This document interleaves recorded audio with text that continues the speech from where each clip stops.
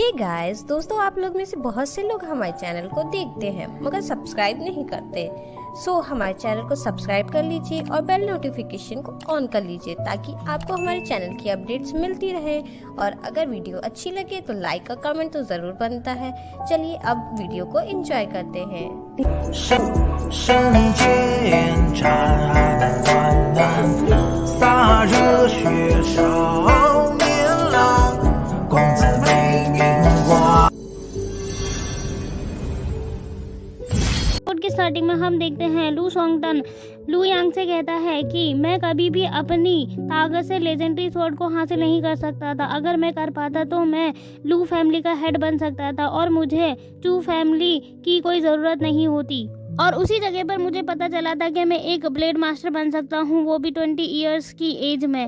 और वो कहता है कि वहाँ पर मुझे ऐसा इंसान मिला था जिसे मैं कभी भूल नहीं सकता और वो तुम्हारी मॉम थी। और लू सोंगटन बोलते हैं कि मुझे एशियन र्यून से लेजेंडरी स्वॉर्ड डार्करीन के बारे में पता चला था और मुझे ये पता चला था कि लेजेंडरी स्वॉर्ड डार्करीन वो सिंगजुओ नॉर्थ डोमिन में लोकेटेड है। और मैं सिंगजुओ नॉर्थ डोमिन में गया था और मुझे पता चला था कि जो तुम्हारी मॉम है वो सिंगजुओ कैंगलिंग पैलेस की बहुत ही ज्यादा जीनियस डिसाइपल है और वो स्वॉर्ड सोल रिल्म के पीक पर पहुंच चुकी है, वो भी 20 इयर्स से पहले। और मैं तुम्हारी मदर से तब मिला था जब मैं सिंगजुओ में ट्रैवल कर रहा था। तुम्हारी मदर और कैंगलिंग के कुछ और डिसाइपल्स ने मुझ पर अटैक कर दिया था और जैसा कि रिजल्ट निकला मैंने कुछ मिस्टेक कर दी थी। तुम्हारी मॉम ने मुझसे पूछा था कि मैं अगला क्या करूंगा, तभी उन्होंने मुझ पर अटैक कर दिया था और मैं भी स्वॉर्ड किंग था स्वॉर्ड इंटेंट रिल्म पर। मैंने भी उन लोगों को आसानी से हरा दिया। फिर तुम्हारी मॉम ने मुझसे माफी मांगी और ये मेरी और तुम्हारी मॉम की फर्स्ट मीटिंग थी। और इसके बाद हम दोनों के रास्ते बिल्कुल अलग हो गए थे और मेरा आना जाना लगा रहा सिंगजुओ सिटी में। और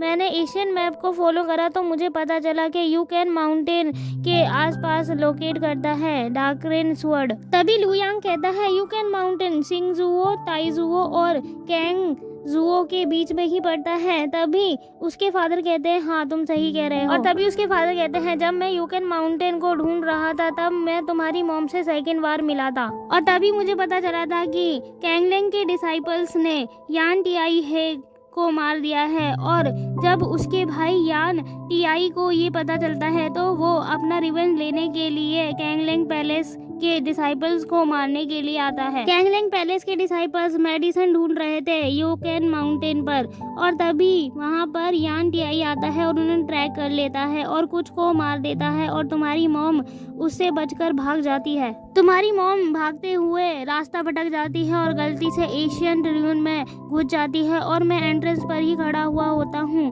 और वहाँ से उसका पीछा करते हुए यान टीआई भी वहाँ आ जाता है। कोई भी एशियन र्यून के अंदर आ तो सकता था लेकिन उसका बाहर जा पाना बहुत ज्यादा मुश्किल था। तभी मैं यान टीआई को अपनी तलवार से मार देता हूँ लेकिन अब हम दोनों ही एशियन र्यून में फंस चुके थे और हमारे पास कोई रास्ता नहीं था बाहर निकलने का। ये बात सुनने के बाद लू यांग कहता है कि एशियन र्यून में लेजेंडरी स्वॉर्ड डार्करीन थी। तभी लू सोंगटन कहते हैं कि हाँ ऐसा होना चाहिए था लेकिन एशियन र्यून काफी अलग था। वहाँ का सन मून ट्री सब कुछ अलग था, एक अलग दुनिया थी। वहाँ पर पावरफुल मॉन्स्टर थे और हमारे पास कोई रास्ता नहीं था वहाँ से बाहर आने का। हमने उस जगह को एक्सप्लोर किया।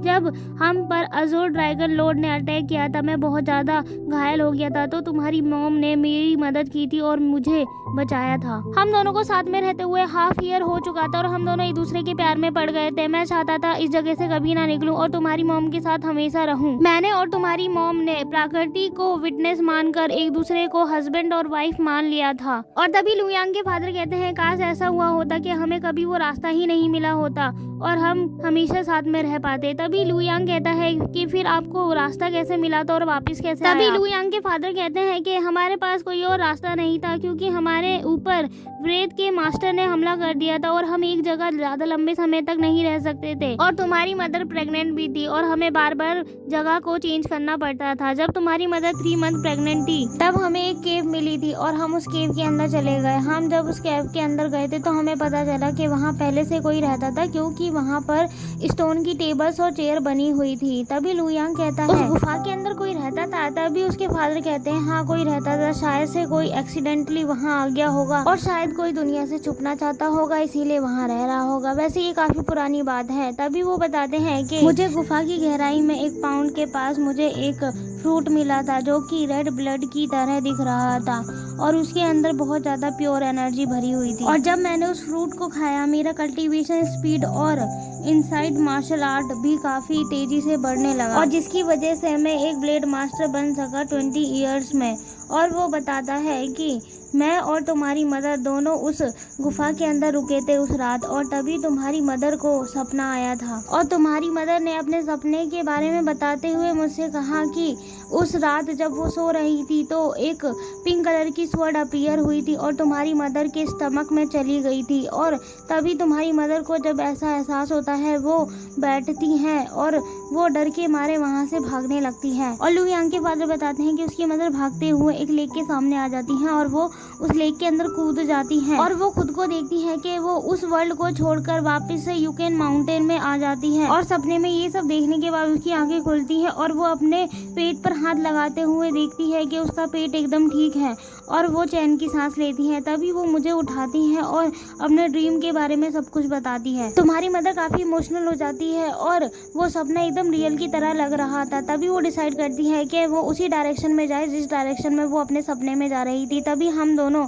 उस डायरेक्शन में जाने लगते हैं और ये रियल में अजीब था। हम दोनों उसी डायरेक्शन में जा रहे थे और वैसी ही चीजों को देख रहे थे और जब हम जाते हैं तब हमें वही लेक दिखाई देती है और हम दोनों उस लेक के अंदर कूद जाते हैं और हम यूकेन माउंटेन में वापस आ जाते हैं।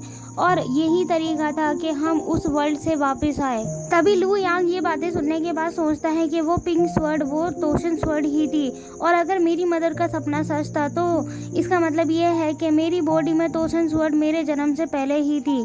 और वो कहता है अपने मन में कि हाँ अब मुझे सब कुछ समझ में आ रहा है। तभी लू यांग कहता है कि आप उस वर्ल्ड से वापस आ गए थे और मेरी मदर फैंग फैमिली में वापस चली गई और उन्होंने मुझे जन्म दिया और आप अपनी लू फैमिली में आ गए वापस और हमें देखने कभी नहीं आए। और ये सुनने के बाद लू यांग के फादर कहते हैं कि जैसा कि मैं तुम्हें पहले ही बता चुका हूँ कि मैं लू फैमिली का हेड हूँ और मैं चू होंग लोंग को कंट्रोल नहीं कर सकता। और जब उसे पता चलता कि मेरा एक बच्चा और मेरी एक बीवी और है तो वो खुद पर काबू नहीं कर पाती और मैं उसे रोक भी नहीं सकता था क्योंकि उसके फादर एक ब्लेड मास्टर थे और उसका गुस्सा बहुत ज़्यादा था।